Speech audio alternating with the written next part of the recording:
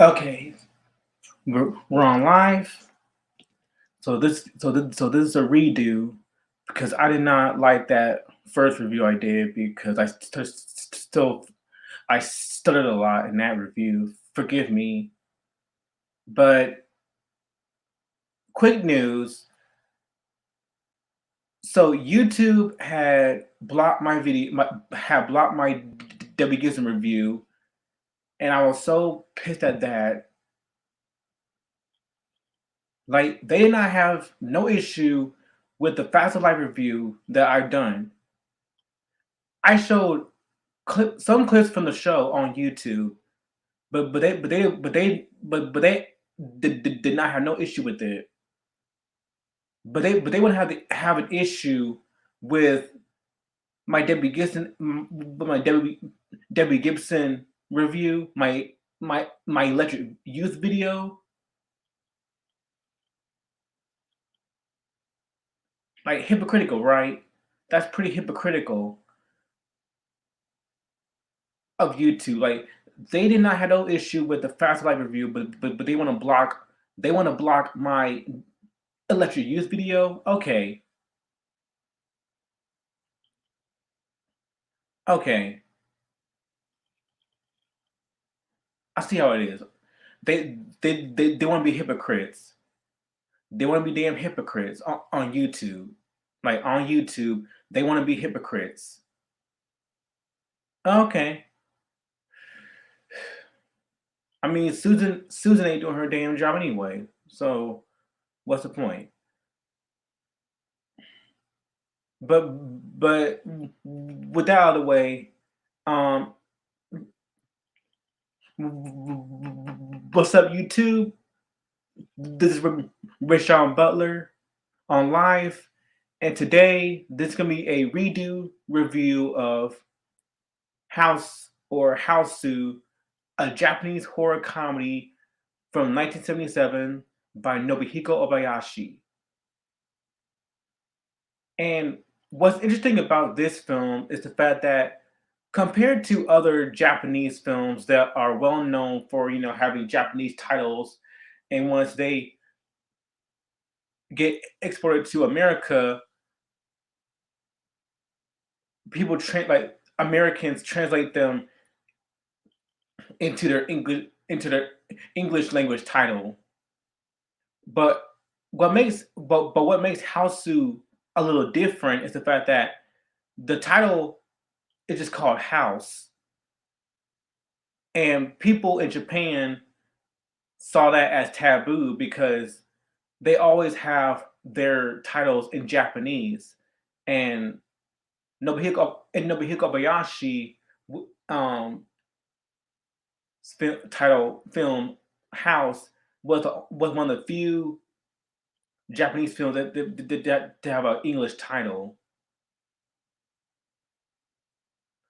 for remembrance. And so, little brief history of the film.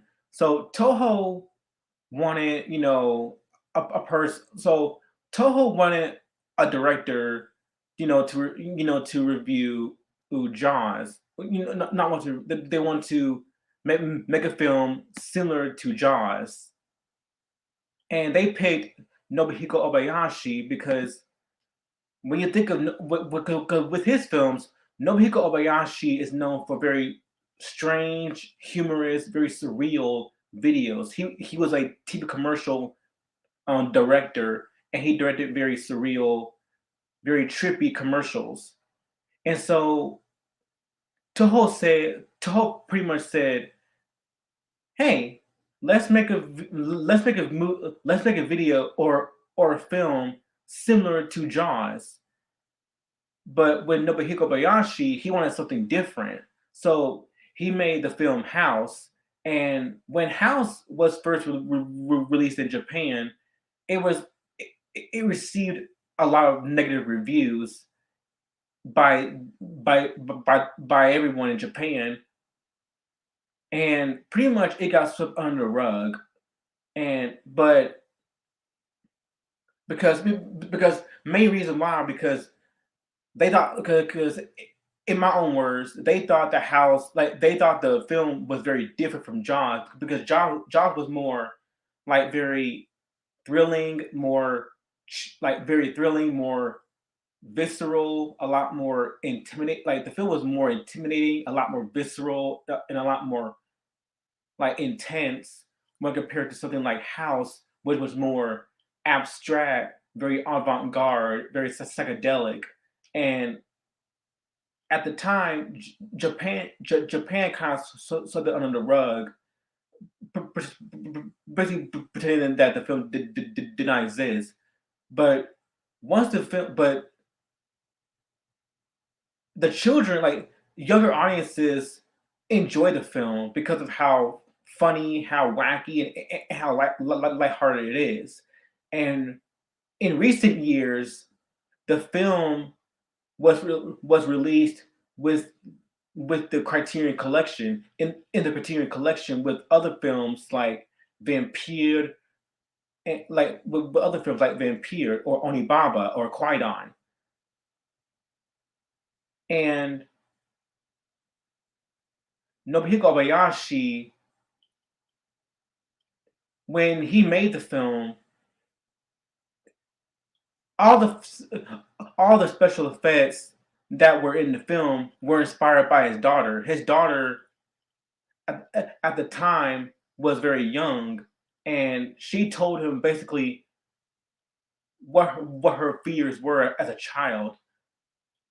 Like for example, a house that eats girls, or a piano, you know, eating a person alive, or mattresses falling on a girl, or a well, or a head coming from the well. And with those ideas, these ideas were implanted in the film in the final cut. And so Hausu or is a story of, or House is a story about young girls, all who are named after their own personalities. Mac, gorgeous, sweet, fantasy, professor, and melody. Like they were all like basically it's like a Japanese version of Snow White and the Seven Dwarves. And pretty much Gorgeous's father comes home, but she witnesses a beautiful woman that comes by her house, and her father declared and her father says that he and her are going to get married, which Gorgeous did not approve of because one, she misses her mom, and pretty much because of that, she runs out of her house, and she invites her friends to her aunt's house to stay. Little do they know that the house that they're staying in, the aunt's house, is haunted, and a lot of crazy stuff happens. So basically, this film is a very trippy, horredy. Pretty much, it feels like a kids show, but at the same time, it's not. Like it has that gleeful, childlike, lighthearted, humorous, cutesy goofiness feel to it, but at the same time, it's mixed with all of this Freudian psychedelic imagery that that makes it unique compared to other haunted house films. Like this is not your typical like ghost, like you know that your typical oh ghost in the ghost in the basement, or you know demons under your bed or type of stuff. No, this is a film about young girls becoming women. It's all about it's a coming of age story about young girls becoming women, becoming more mature, becoming an adult in their future. And the and here's a very interesting thing about this film. So Nobuhiko Obayashi, the director, he was born during World War II in Hiroshima, where if you know the bombing of Hiroshima, all of that is implanted in the film where the old woman, the aunt, and the where the old woman and the aunt basically she lived a life where she missed her husband, and pretty much the whole film is all about her. It's pretty much she felt a lot of loneliness, heartbreak, the anger, the jealousy that she feels towards these young girls, these underage girls.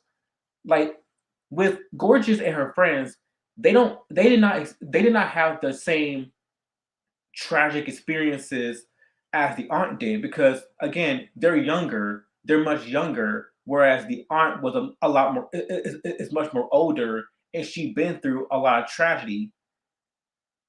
And pretty much the whole film, the whole theme of the film is marriage. Like the whole theme of the film is marriage, and the reason why the aunt is jealous the reason why I the aunt is jealous her of her granddaughter and her friends is because they're young. They're much younger. They're prettier. They're more beautiful. They did not experience a lot of tragedy within their lives, because when you think about the girls, including Gorgeous and Fancy, like they're all about oh, men are so masculine, or men are so sexy. They're so pretty. They're so handsome. They're so beautiful. It's because these are young girls. Like these are high school girls. They're not. They don't have like the complexity to understand the tragedy within the older generation. and and you do feel a sense of like a tinge of body horror, like not overtly body horror, but just in the way the film is told. Like when you think of like teenagers, they're basically like all the hormones that are growing within them, and all of the sexuality, the violence, the brutality, all of that they want to awaken in, and want to flesh out to better know to better explore themselves. And on top of that, the special effects in this film, like I said, they're meant to be very poor, meant to be like very cheap, very slapped together, because with the cheapness of it, it creates this otherworldly feel to the film. It's like you're transitioning into a child's nightmare, where everything is just so whimsical, it's crazy, it's funny, it's weird, it's imaginative. It can also get pretty bloody and creepy at times.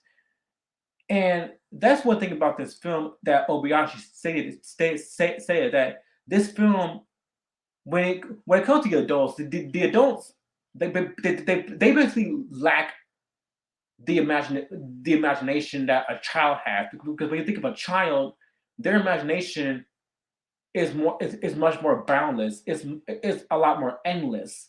Like there's a lot of possibilities to do with your imagination, and how you can twist that into something that is much more concrete, a lot more understandable for the viewer to even process. And the imagery is so unforgettable in this film, because when you think of some of the imagery that's implanted within this film, pre- especially within some scenes and some shots, like for example,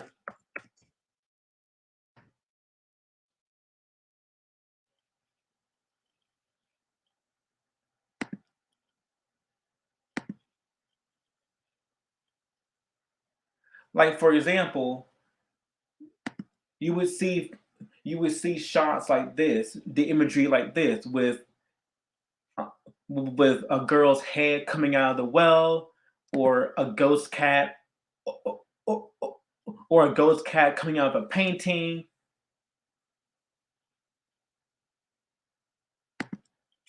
painting. And here's another picture of the ghost cat at pretty much transforming into a more demonic version.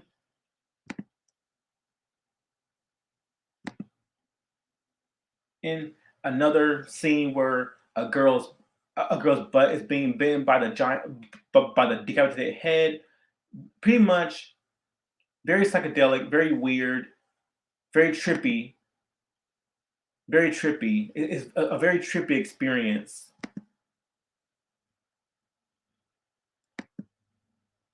Like you got all sorts of imagery. So you have like a piano eating a girl, or a head coming out of the well. Blood spurts, cats coming out like blood spurts, cats coming out of paintings, or a demonic cat who was a witch. Just all types of childlike fears that are spliced into these like that are spliced into this like screwball type of slapstick humor type of film. And it also reminds me of the Evil Dead. It also reminds me of Evil Dead 2, because both films combine elements of comedy and horror, and it creates this like crazy Hanna Barbera Hanna Barbera type of experience where everything just feels so boundless.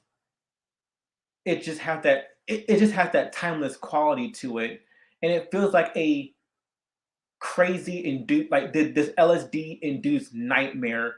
But there's also a beat to it. Like the cinematography is so gorgeous. Like it's very beautiful to look at, and it just feels like you're experiencing a hallucination that you can't understand. And pretty much this film is just an LSD trip. Like pretend if you're on an LSD,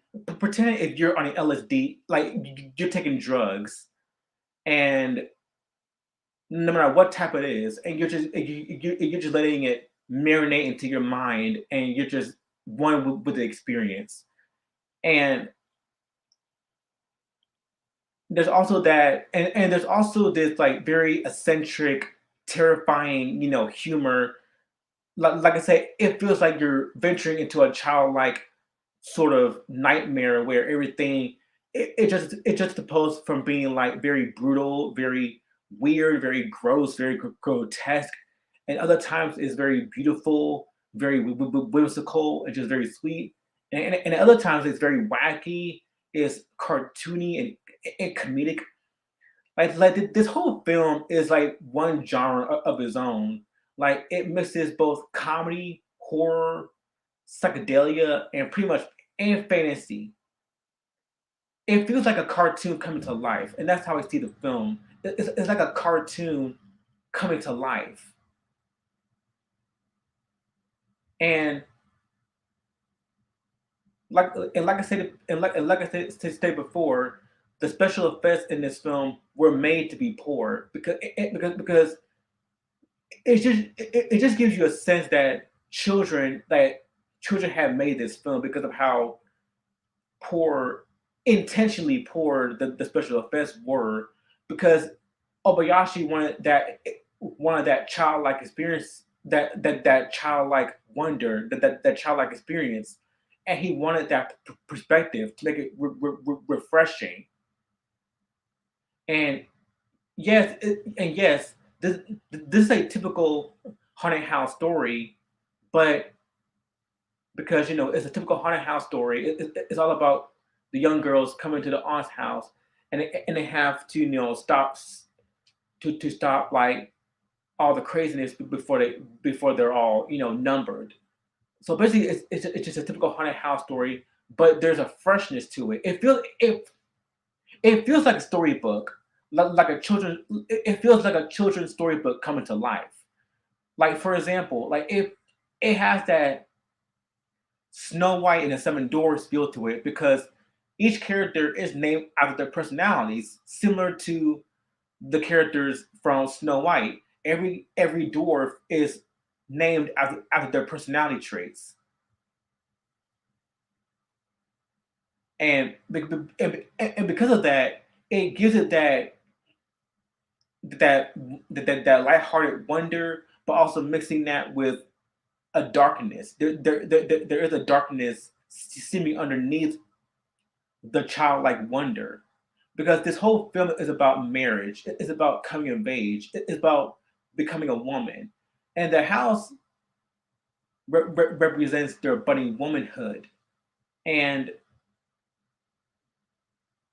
that's how I see, and that's how I see the film as. It's like it's all about coming to terms with being an adult, becoming a woman, and when you see the aunt, she's basically just she's jealous because because unlike Gorgeous and her friends, she did not have those lighthearted experiences. All she had was a very tragic experience, and so when she starts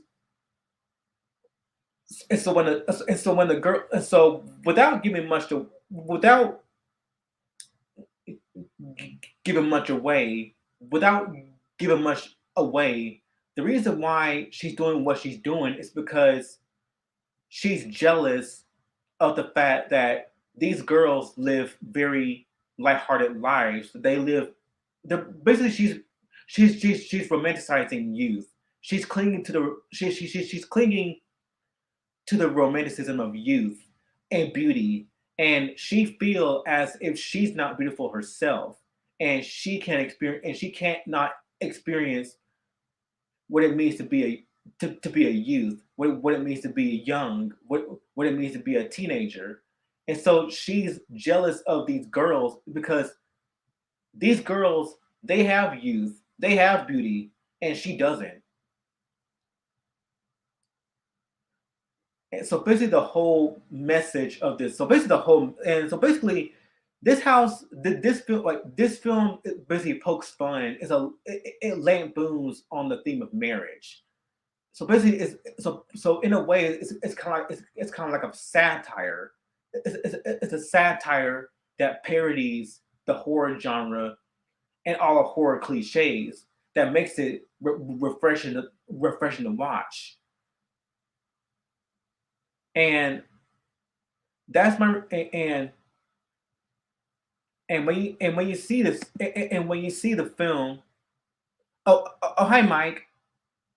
And so when the aunt stars, so when the girls get numbered throughout the film without giving much away, and the reason why, and like I said, the reason why the aunt is doing what she's doing is because she's resentful, she's envious of the fact that these girls, including her granddaughter, they have youth, they have beauty, and she doesn't. They experience a lot of lighthearted, very playful, very just whimsical like very whimsical experiences, while only she, the aunt, only experienced tragedy because, like I said, she was born during World War II, during like the Hiroshima, and Obayashi, Nobuhiko Obayashi, the director, he was born during World War II, and so all of these, all of the themes that all the themes and the imagery that you see, they were based on his experiences that he experienced as a child growing up in Japan, and so and so from the old and so from the old generation to the new generation, bitterness, just over time, all that can build up, and when all that's built up, then how can you go further in life? How can you go further in life and be who you want to be if you're going to if all these negative feelings keep bottling up inside of you? And so this is one of my favorite Japanese horror films, and because it feels very grounded, but the same way it doesn't, because of how like I said, it's very whimsical. It's very out there, and it feels like you're going. It feels like you're venturing into a storybook, and you're just so immersed by the imagery, the storytelling, and how fun the experience is. And in the third act, things get crazy, and it feels like you're taking so much LSD. And the soundtrack is also very good too. Like I say, it's very lighthearted, very whimsical, very perky, pretty something you don't really see in a horror, something you don't really listen to in a horror film. Because when you think of a horror film, they're very like suspenseful, very primal, very creepy, very terrifying, which are the staples of the horror of the horror genre.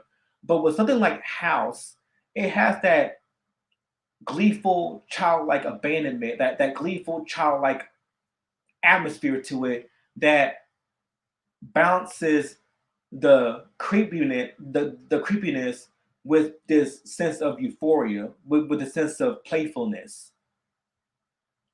And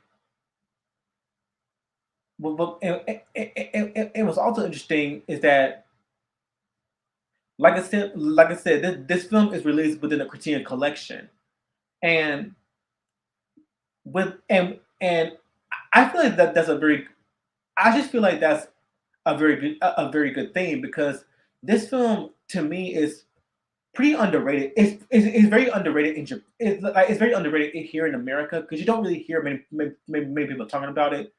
Like it's talked about a lot in Criterion circles, but outside of that, you don't really hear many people talking about it. And it feels like another film like Tetsuo the Iron Man, which never never seen the film, but it's the experience. Like they're very lethargic. Like it's very lethargic. It's very primal. But where Tetsuo was more of a body horror, Hausu is a comedy horror. So the experience comes from combining elements of cutesiness, the goofiness, with this craziness, this darkness that is seeming underneath it. It feels like a kids show mixed with all the gore and all of the horror, but in a way that is meant to be comical and cheeky. And that's my review of House, a Japanese horror comedy by Nobuhiko Obayashi. This is a very underrated film, and I feel like this needs a lot more recognition because it just reminds you of all those old vintage Japanese ghost tales, kabuki theater, and all the other performances that are well known in Japan and outside of Japan. And so I highly recommend this film. It's a work of art. If you're into if you're into surrealism, if you're into like films that pushes the boundaries of your typical horror flick, then this film is for you. So check it out in your own spare time. And this is Ray Sean Butler signing off.